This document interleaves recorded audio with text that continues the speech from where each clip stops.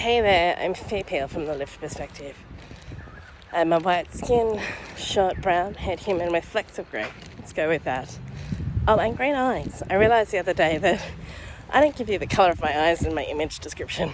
So I have green eyes, wearing an orange rib jumper under a green t-shirt with black back straps on, wandering underneath a canopy of trees on the unceded lands on which I currently dwell. How you doing? Day 5 of the 100 Suns journey. So today's principle is spend time with your friends and family. I didn't get up at sunrise, or before sunrise. The reason for that is that my eldest daughter arrived in town yesterday. And I think I mentioned, maybe in the first post, that we'd been together for this massive Christmas family, minus 2.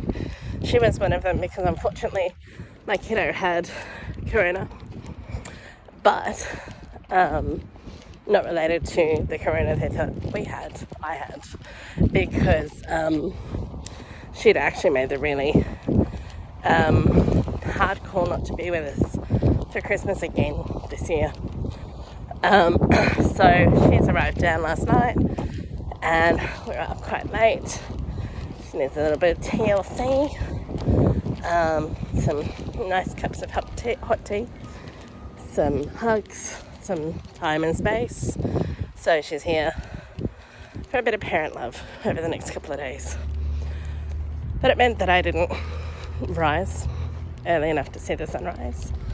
But this is actually quite apt in terms of the principles behind the Day 5 principle. So obviously it sounds like a bit of a no-brainer, right? But this is where, and I do encourage you to head on over to Rich's page, to the Uncommon, to find out why he's doing what he's doing. But in essence, 100 Suns comes from a 30 Seconds to Mars song. It's a reference to the song 100 Suns.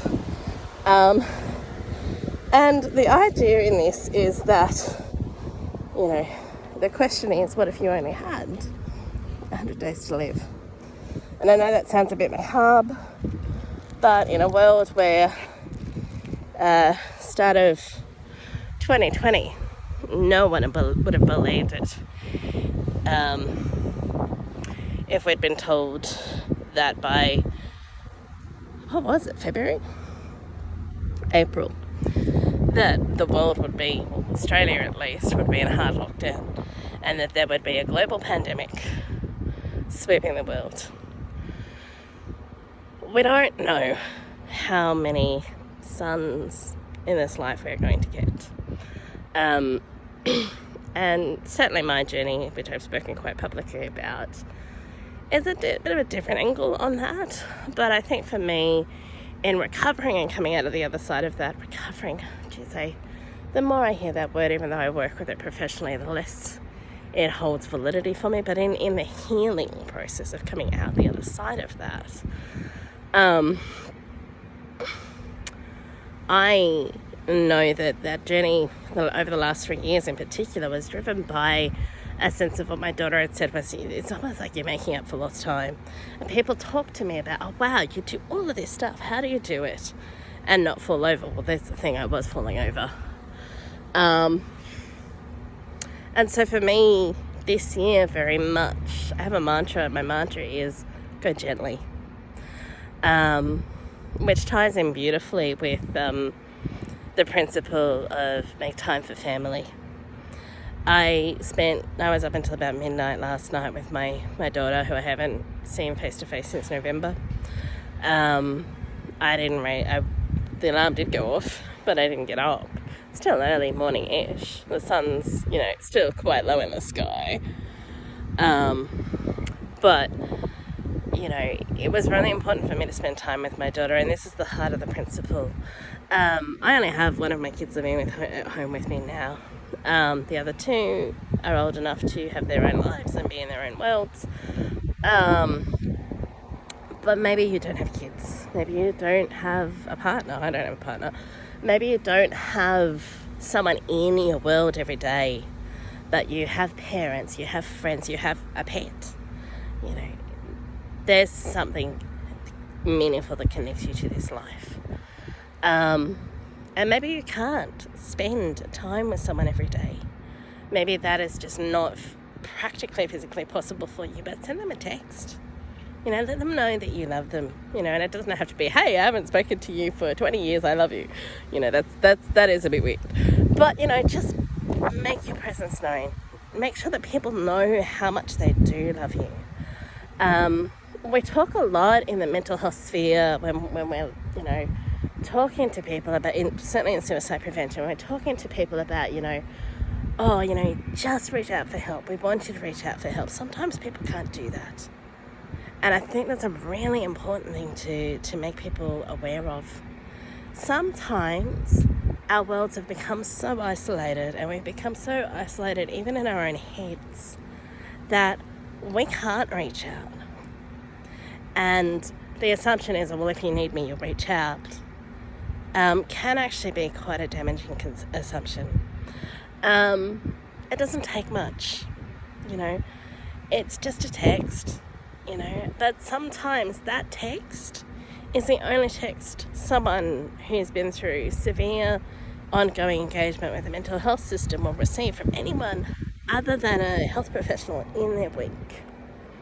And that's how we learn that it's okay to reach out to others. That's how we learn that we're loved. I think the double-edged sword of the pandemic was this space of going, I'm allowed to put myself first, which was wonderful because people started to draw in on their own boundaries, which is helpful. But there's a whole world out there that still needs us. And so what I see every day at the moment is people going, oh, you have a need. Go away. I have a need. My need is more important. Sooner or later, we have got to come back to a point of social connectivity.